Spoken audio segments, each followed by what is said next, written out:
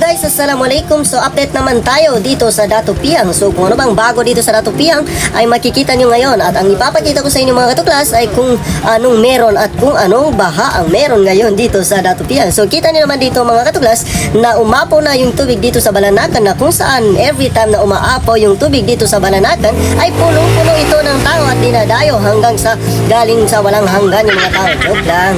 So eto nga mga katuklas, kita nyo naman yung tubig dito at dito nga napahinto ako kasi parang natatakot ako na malagyan ng tubig yung motor natin, yung valve pala ng motor natin. So eto nga mga katuklas, kita nyo naman na maraming tao at siguro bukas ay madadagdagan pa yung tao dito. Sana naman hindi tubig madadagdagan kundi tao lang, kasi kung tubig yung madadagdagan dito ay paniguradong hindi na tayo makakadaan papuntang Dato Piang or Dulawan. Hindi na tayo makakabili ng kung anong gusto nating bilhin sa Dulawan. At dito nga mga katuklas ay yung nakilala na tayo ng mga bata or mga tao dito ay agad silang nagpa-shoutout. Sumigaw sila dito ng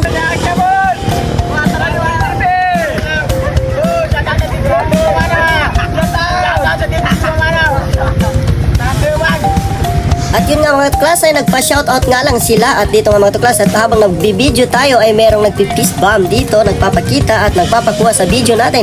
At yan, kumakaway pa yung mga bata dyan. Shoutout sa inyo, sa mga nakakapanood nito ay shoutout talaga sa inyo. Matapos nga silang magpa-shoutout mga tuklas ay agad naman nilang i-flex yung motor.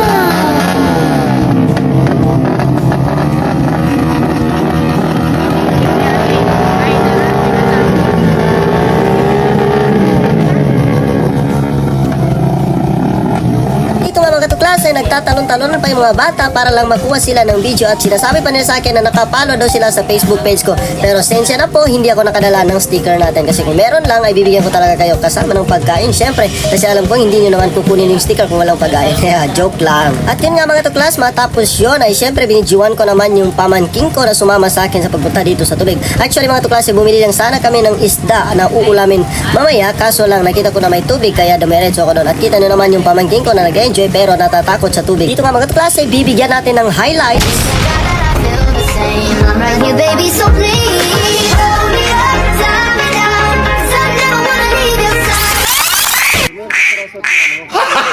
Gago! Mga tuklas ay ito talaga yung kinuha natin dito, kaso lang natuloy tayo doon sa may tubig kasi nga naiinggit tayo sa mga pumupunta doon. Bukas mga katuklas ay i-update ko kayo kung madadagdagan ba yung tubig at ang tao na pumunta doon, kasi kung meron ay update ko kayo. Kung hindi tayo magiging busy, pupuntahan talaga natin yon. At i-clarify ko lang mga katuklas sa mga nagtatanong dyan, ang may tubig lang po ay sa Balanakan po sa parte ng Dato Piang. Actually meron pa sa ibang lugar sa Dato Piang, kaso hindi naman ganito kalalim at eto kasi ay paparating pa yung tubig. At bago patapusin yung video na ito mga tuklas ay sukran sa lahat ng nanonood at sana ay huwag kalimutang mag-follow, like and share para naman ma-update kayo at makita ng maraming tao yung mga videos na i-upload natin. Bye bye!